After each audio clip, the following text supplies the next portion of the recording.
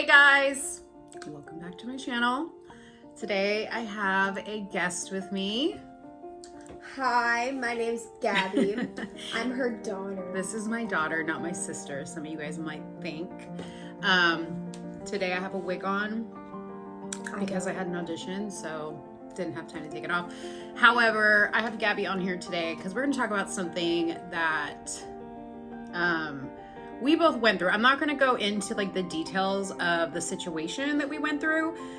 I'm going to vaguely describe it to set up what we're going to talk about today. And then we're going to jump into the discussion. But what we're going to talk about today is what bullying is like at her age, for her age group, versus what it was like for my age group, and what we had to do as mother and daughter to get through it. We went through a lot of challenges when she was early on in high school, actually middle school, yeah.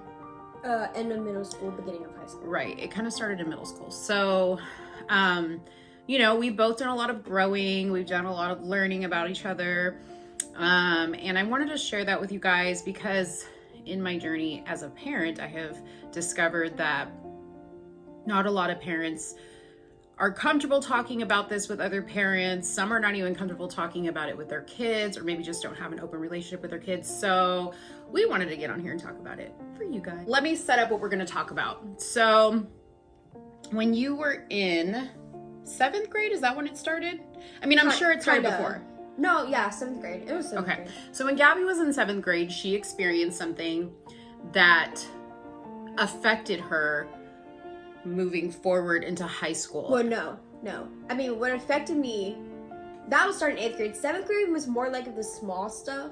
Right. That, like, of course, me being young, it's not gonna really affect me in a bad way, but there was a major situation. Yeah. There was a major turning point in middle school where something happened, and it kind of it began the snowball into the big issue that we had later on in high school, which again, I'm not going to touch on that right now. Needless to say, it was traumatic for us. It was traumatic for her. It was traumatic for me. But I'm going to be sharing it for the first time ever in full detail on my talk show, Mouthful. And I did. And it was, I wasn't there when she talked about it. You were there. You were just I was there, in the other just room. not in the other You weren't room. on the set. It is super emotional. It's super emotional. I asked Gabby's permission if I could share it because as much as this is my story, this is her story, and I wanted her to be ready to share it. Or ready for us to share it. So it was emotional for me to talk about it, even though I talked about it many times, but like knowing that she was in the other room listening as to how it affected me.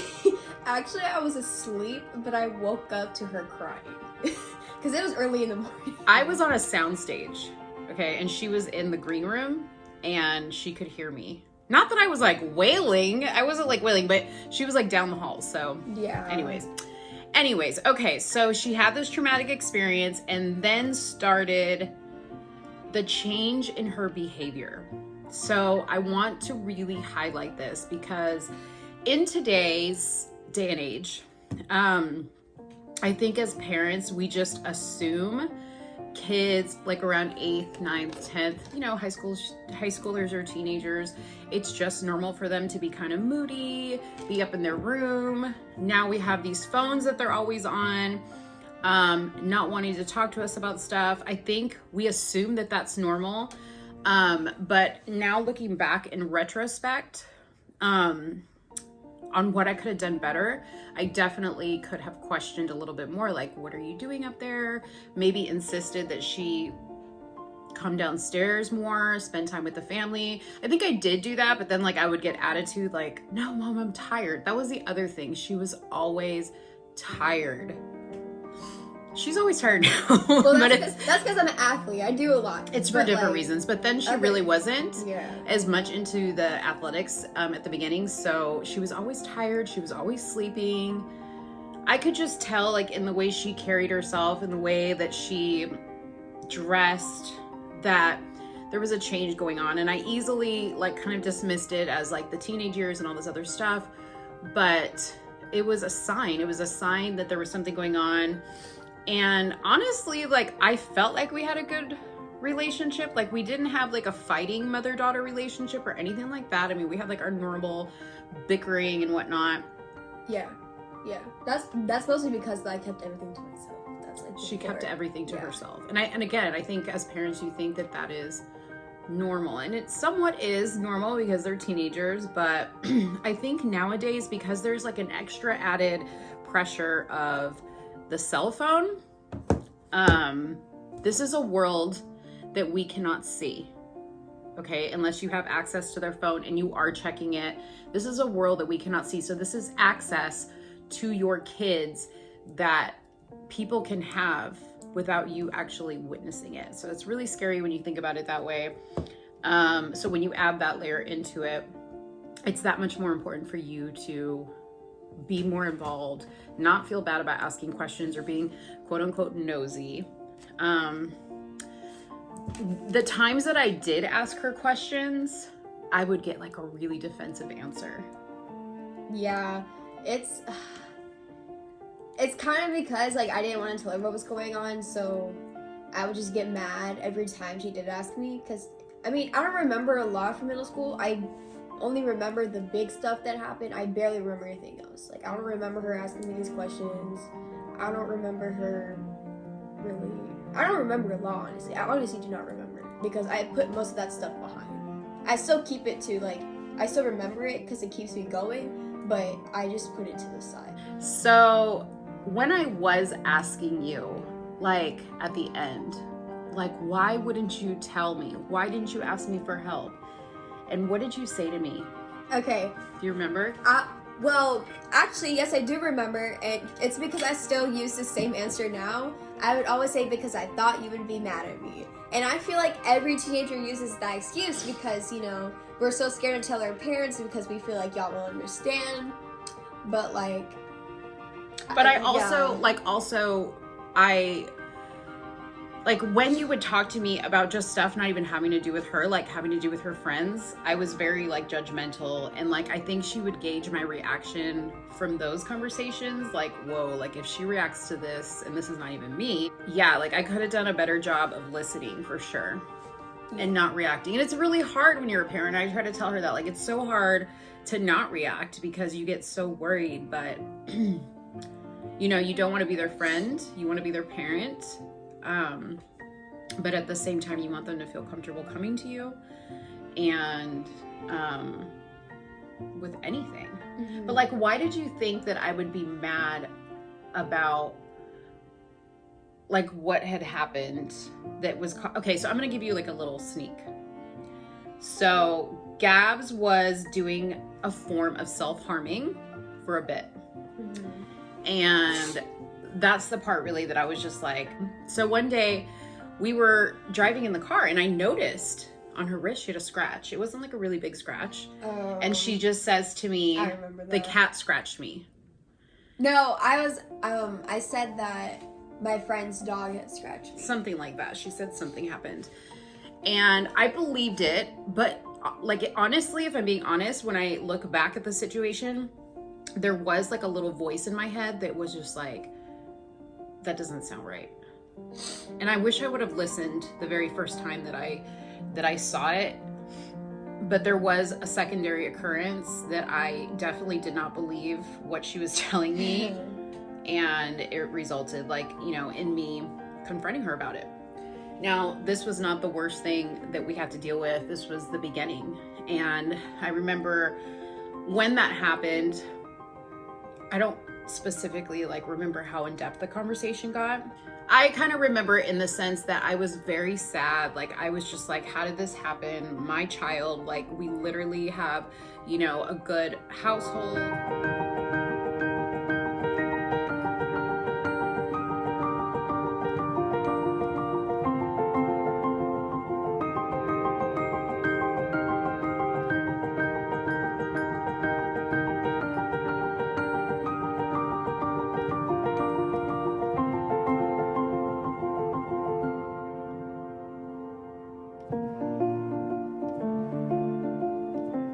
There's no like problems in our household. She has a good parent support system, good grandma and grandpa support system. And she's not like an emo kid, No. like she didn't listen to like moody music. She didn't fit the criteria for the kid that you thought would do that.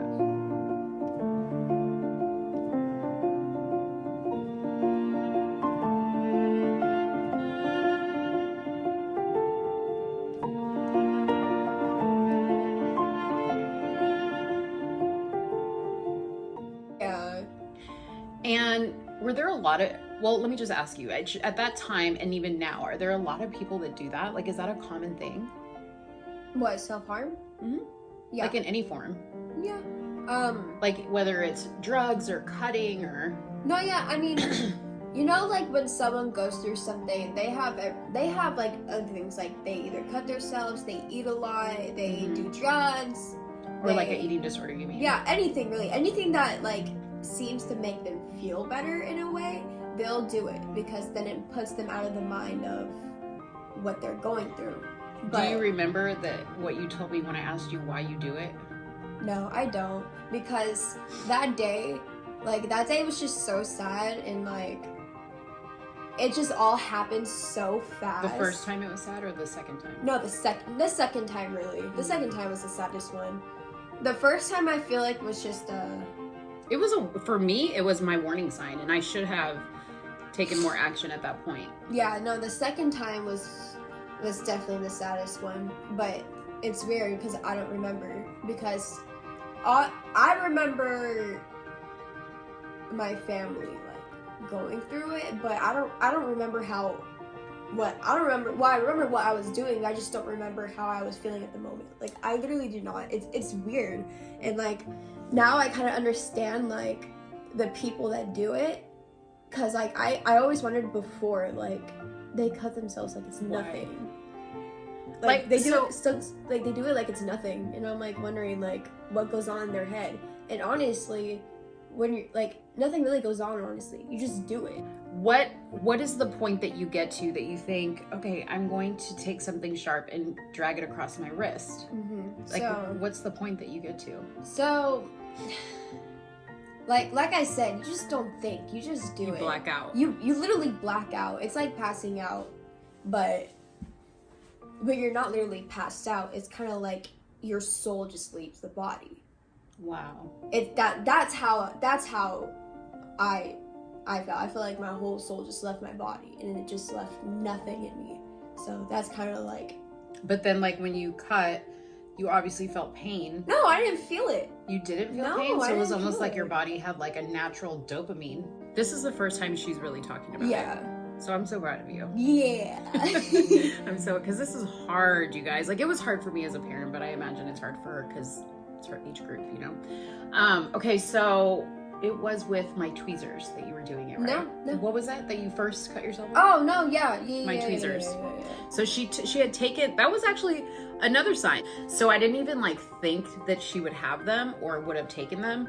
But there was these tweezers that were missing, and I always had my tweezers in the same place. And like, I didn't even think to ask her. I didn't think to go look in her room. Where were you hiding them? Under your bed? I don't remember. That was such a long time ago. So she would just take the tweezers and she would use the sharp end of the tweezers to do it. Like there's little things like that. Like if you notice something missing, tweezers in my case, a knife from the kitchen, scissors, all kinds of stuff. Did you research this? No, 13 Reasons Why.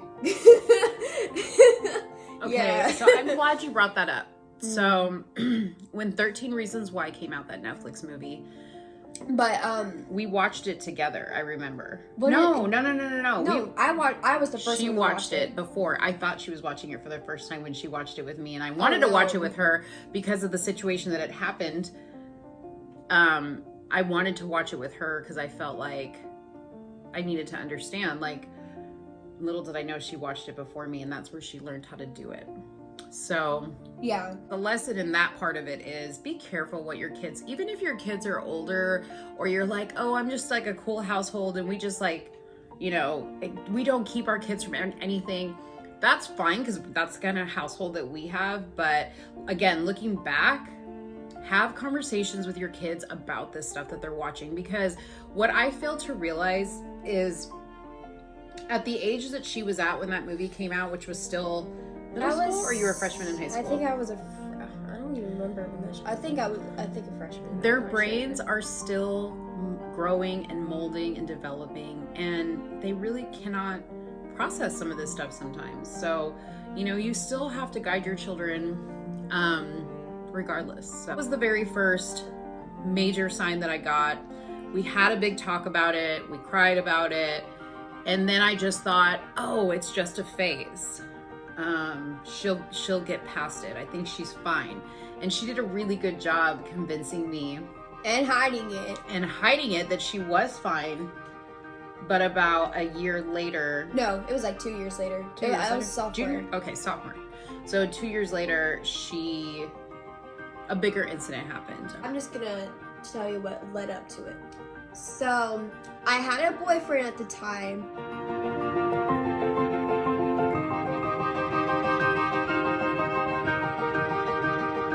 And at that time, I was so focused on him. Not her, not my family, just him. I was practically hanging out with him every single day. You could ask her every day at school, hey, can we go on little dates? Can we go do this? Like, you could ask her. I did that all And the I time. was like, no. But I went anyways. Right. Yeah, but so that kind of like led us to like fighting a lot, and that kind of, I don't want to say Me that and we, her fighting. yeah, I didn't say we fell apart. I don't want to say we fell apart, but we kind of like drifted like farther and farther. It put a wedge between us, Yeah. for sure. Everything I said about this relationship was wrong, and I was basically throwing a bomb into it. It didn't matter. Like, I wasn't in support of it, and I really did like him, but he was a year older than her, and he wanted to do things that, like going out and staying out late, which I wasn't okay with. Yeah. And she struggled with that because she was trying to kind of like keep up with him. And, you know, I was still trying to like hold her back because I was scared, you know, like after what happened. But He was actually the one that was called first yeah, when the incident happened yeah, because at school. Because okay, she was. I remember this. I We was were in out of Austin. town. I called him. He was saying you need to call your dad because he knew that she was out of town. So I called him, and he told me to call my dad. My friends actually walked in on me. So my friends, She was in the school bathroom. like my two really good friends, they were like, "Don't do it." What do you mean? Your friends were there with you? No, like I was by myself, but then they walked in on me. Doing it? Or No, after? after. And they were like, what are you doing? Blah, blah, don't do that. I promise it was more of an emotional thing. I'm just not like putting it that way. But yeah. No, she's strong. I'm a freaking hot mess. No, yeah. But, and then I just remember the nurses coming in to get me. And then, So wait, she didn't clarify this. So her friends walked in on her in the bathroom. She was doing something harmful to herself, and her friends walked in the bathroom. So from my remembering the situation, what her boyfriend told me was that her friends called him to say what had happened before they even notified the school officials for help. Why that happened, I don't know, but that just goes to show how kids think. But he told them, why are you calling me? You need to let somebody at the school know. And so they hung up the phone with him and they let the nurses know. And that's when the school took over. And then I, who was out of town on a business trip for work, got a call from a police officer who had to be called to the school to investigate the situation. And that's how I found out about it. I was out of town and I quickly called my mom. I had to explain to my mom. Now, granted, when the very first incident happened with her self-harming herself, I never told my family. Like, I did not. For various reasons. The first one being I didn't want to be faced with judgment.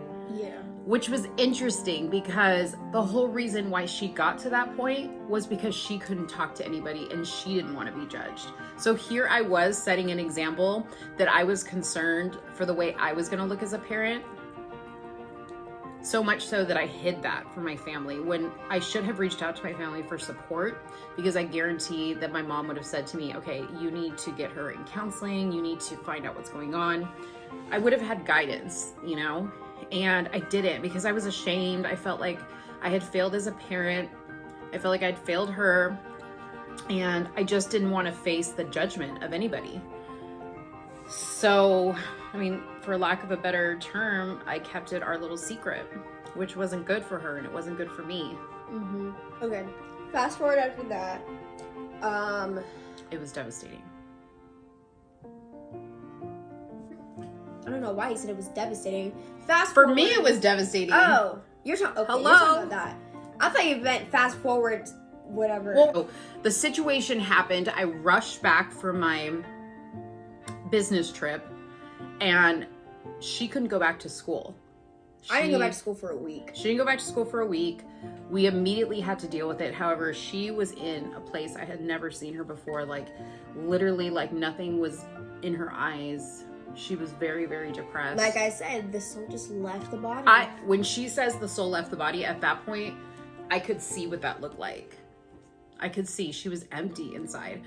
And the first thing that I thought to do was to get her into counseling. So I called a local counseling office and I was like, I don't know what to do. Like, can I at least get her in there to have her evaluated?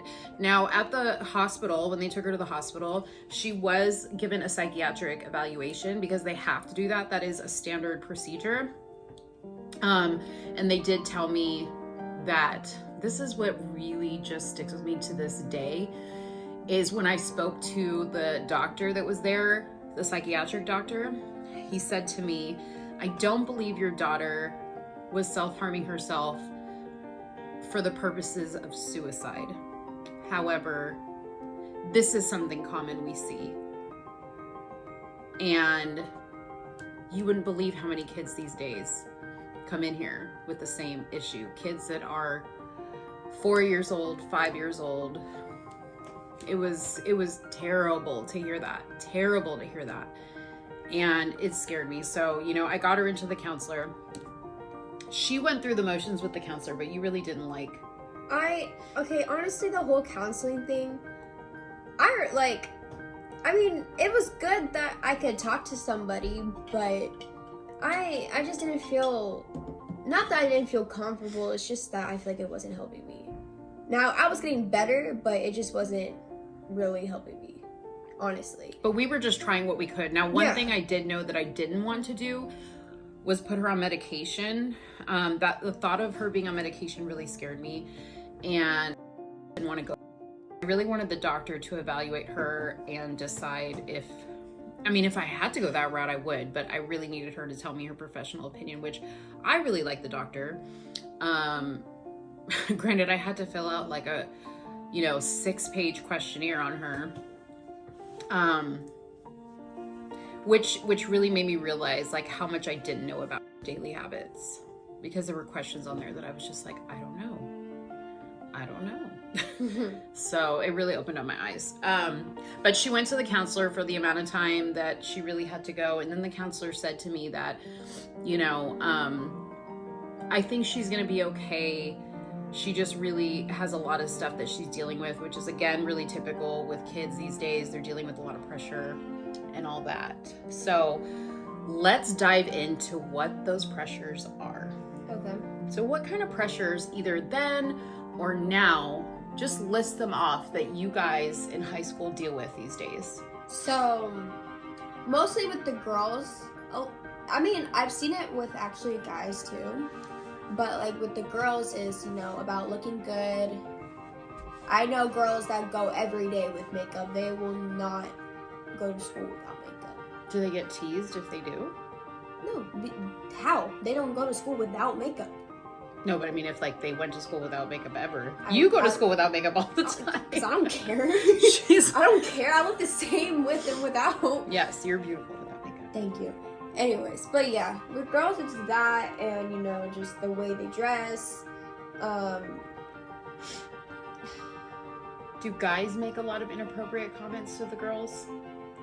Of course, it's high school. Like, I feel like in any high school it's like that. I like, of course, a guy's gonna be like, oh, can I say it on here? Yeah. They're gonna be like, oh, nice ass, or you got some big, tatas. That's not something we want to hear from a guy. We rather, like... But do you feel like you have to just put up with it?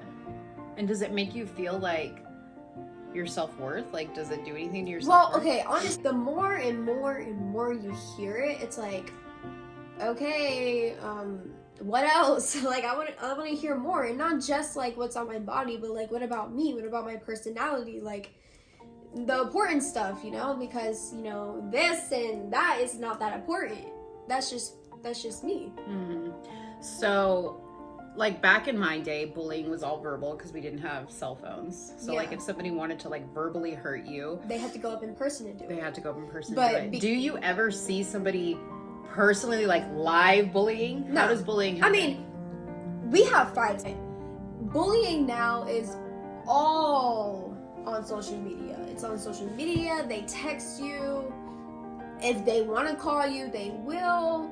But it's all done over the phone now. In middle school, there was a situation where a cheerleader was having sex on the field underneath the bleachers. And Gabby was a cheerleader in middle school. And some girl with her cell phone saw the situation happening and decided to record it, and she posted it. I think it was a guy. It was a guy recording. And he posted it on Instagram. No, actually he didn't post it. This is what happened. He took the video. He was going around showing it to people? He was showing it to people, and then a teacher overheard a conversation about it and took action. But that's just terrible. You know what I mean? That's just terrible. And Gabby herself had a situation where, she was kind of catfished through what was the app that you used to talk? Kik. I hate that app. Kik. If your kids have that app, I suggest that, not just that app, but any app, I suggest that you look heavily into what they're doing on there, because she had a situation where she had somebody basically trying to catfish her. They succeeded in it. And in her particular case, the entire contents of the conversation that they were having did get sent out to the entire school. Basically, how the school itself found out, the girl who was part of that... The girl who basically ran the whole catfish scam? She went to the office saying that she was concerned about me. And that makes me mad, because you're not concerned about me. You wanted me to get in trouble, and for what? Mm-hmm. You don't know me. I never done anything to you. Yeah. I don't know why she did that. To this day, I will never know. But she was open about it. She was like, if you're gonna press charges, just press charges. Yeah. And it was weird. Like, I remember that. But And that's what's crazy about this, guys, is there's so much that I found out after the fact in talking to Gabby and really finding out. And like, it was rough. Like, I literally was like, I forced her to talk to me. And there was a time that she did not have her cell phone at all. She had to 6 months. 6 months. 6 months. She had to sleep with her door open. What other things did I make you? I mean, this was because I was terrified. I was terrified that you couldn't go anywhere. No, yeah. I literally would she would go to school and I would be frightened to death. Like, what if I never see my daughter again? Like, what if this happens again? So it was like a really scary 6 months that, we both went through in general. So I did a post on my social media and asked, if anybody had any questions about stuff that, maybe they want to ask me or they want to ask Gab. So somebody, I do want to mention this point because I have a statement to make about it, which is also what I responded, but somebody said, when is retorting violence with violence acceptable? So basically, when is, or violence with violence or bullying with bullying acceptable? Where's the line from walk to stand? So basically, what I said to this is short and simple. People who hurt do so because they are hurt in one way or another. Maybe their home environment isn't good. maybe there, you know, maybe there isn't a home environment. Maybe there's fighting going on in the home. There's a lot of factors that can lead to a kid in particular, you know, resorting to bullying other people. Because I think, you know, regardless of what Gabby went through, I can 100% say for sure Gabby has never bullied anybody. She's got like the kindest heart, and that's because that's how I raised her. I got accused of bullying somebody though, and that made me really mad. She did. She got accused of bullying somebody because of like a rumor. Not a rumor actually, because she was talking about something and they overheard the conversation. They and misheard the conversation as she was bullying somebody. But it really bothered her because she said, hey, like, after everything I've been through, I wouldn't dare ever bully somebody. So the other thing to take into account is like, now we live in an age where I think people are quick to use the word bully, but I do want to like make it very clear that just because you don't like somebody doesn't make you a bully. Just because you have an opinion about somebody doesn't make you a bully. But when you're doing an action to on purpose hurt somebody, that's bullying. That's bullying. That is bullying. So, you know, I think as a society, we need to get very clear on what bullying really means. Just not going crazy with like calling everything bullying. Another mother on here posted that she also went through a similar situation with her daughter. What actions did I take as a mom? So I kind of mentioned in the video what actions I took as her mom. And just to be very clear, I still take those actions as her mom. I am very involved in her life. In fact, it got to the point where I was let go from my job and I decided not to go back because it was like right around that time. And I decided not to go back because I really had to take a look at myself and what kind of example I was setting for her. Because you guys, your kids don't do as you say, they do as you do. So whatever your child is doing and something, especially something that you're not happy with or you're concerned about, take a very hard look at yourself, because they're emulating what they see you do or how they see you handle a situation. And when I do look back at her situation, I can honestly say she handled her situation very similarly to how I would have handled a tough situation. Not necessarily with self-harming, but like doing stuff to make the pain go away. So, you know, overeating, you know, like using food as a coping mechanism a lot of years of my life, almost all my life. She saw that. She saw how I dealt with things. So, you know, that was probably one of the hardest things, was really taking a long, hard look at myself. The second part to her question was, did you feel that the school did enough? Okay. So this is something that I really need to say is my jaw dropped when the second incident happened and I went to the school and I was like, how the hell did this happen? And they said to me, we talked to Gabby and Gabby told us that the morning that the second incident happened, that her and I had gotten into a fight about something, which was true.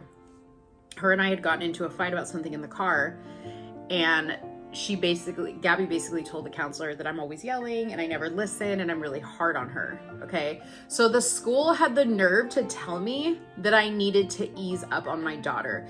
And I was like, and when I told him that, I was complaining about it, but like I wasn't telling them, oh, she's a bad mom. Like, that's not what I was saying at all. But they basically... They asked me what happened, and I just told them what happened. That they put words in my mouth. They basically turned it around on me, like, I needed to do something and not be as hard on her. And I was like, listen here. Okay, we're going to deal with this situation with her. But if there's one thing I'm not going to do, it's ease up on her. I am going to be on top of her like white on rice from here on out, even more than I was before. So... yes, my daughter may have felt pressure from me, but my job as a mother is to teach her how to deal with pressure. So as parents, we put our kids under safe pressure so that we can teach them how to deal with it. That is our job as parents. So I was like floored when the school told me to ease up. You know, like schools did a thing where they put posters up all over the school, don't bully's bad because of blah, blah, blah, blah, blah. I mean, they could do that, but it's not going to stop bullying. And, you know, Yeah. my school at one point blocked Snapchat. And I remember them doing that, and I was like, how is that going to stop the bullying? And I was having a conversation with my friend, and I was like, how's that going to stop the bullying? And they're like, well, they can't do it at school. They can't post anything at school. And I'm like, right. But then what happens when they get home? Right. Like, they could do it at home. And that's even worse, because then you just don't have a break from it ever. Exactly. So, I mean, they could tell us not to bring our phones to school. They could do anything they want. But once we're out of the school, the bully could do whatever they want, and it won't be the school's issue. Because one, they're not on school property, and two, that's not the school's issue once they're out of the school or out of the property, which sucks. But you know, I kind of wish they would take that more seriously. Some teachers that really do care, but there's other teachers that, you know, have the favorites. Or that they just don't want to deal with it. They don't want to deal with it. And does that make you feel like, okay, well, if something's going on, like I can't go to my teacher for help? That's how I'm leading up. Yeah, I'm leading up to that. So yeah, when a student sees that, they're like, what the heck, dude? Like, you can't go to that teacher for anything. You could say, like, so if you are getting bullied, like, let's say that I'm getting bullied, and there's like, you only have one teacher, let's say I'm at a school where you have one teacher and they teach all subjects, but that teacher, let's say, has favorites. So if you're getting bullied and you always hear, oh, go talk to an adult about it, they'll help you. Well, you're not gonna go to the teacher that has favorites because you think in your head, oh, she doesn't like me. Yeah. She's not gonna help me. She probably won't even believe me. But to be fair, just to be fair, explain to your kids, even if you have a teacher that's like that, don't play the assumption game like she did, assuming how I would react. You know, be okay with pushing and keep asking and at least reporting that it's going on. And if that teacher doesn't report it, then take it to the office or just somebody higher than them. On the flip side of that, if any teachers are watching this, I totally 100% understand how your hands can be tied as well, because now you have to deal with parents who don't want you even addressing their children. You know, you're not trying to, like, you know, get into a lawsuit situation where somebody accuses you of something that didn't happen, because we live in a day and time now that it's very possible that that type of stuff can happen.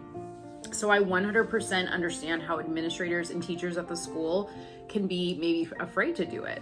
But as I said to Gabby, and this is our situation, because I recognize that not all homes are like ours, but there's always somebody that's willing to help you. And in our particular situation, as I said to Gabby, I am here to fight and protect you. So never assume that I won't go to the ends of the earth for you to make sure that you are safe and that you're in a safe place. And in fact, Gabby, I remember her solution, because I kept asking her, like, what do we do about this? Like, how do we make this better?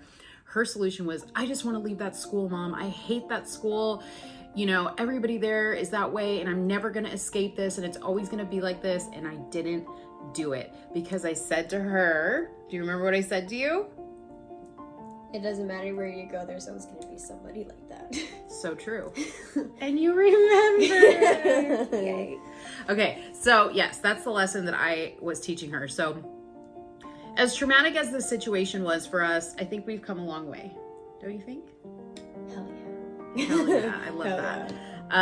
I mean, I still make mistakes. She does. Because I'm a teenager. I need to experience. I need to experiment. And I told her, mistakes are fine. I want you to make mistakes, but don't make the same mistakes. Learn from your mistakes, and then make new mistakes.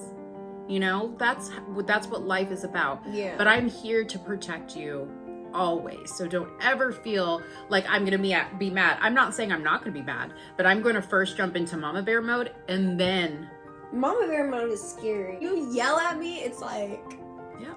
You guys, I still yell at her. I'm still tough on her. In fact, I'm tougher now more than ever, because my job is to make her skin thick.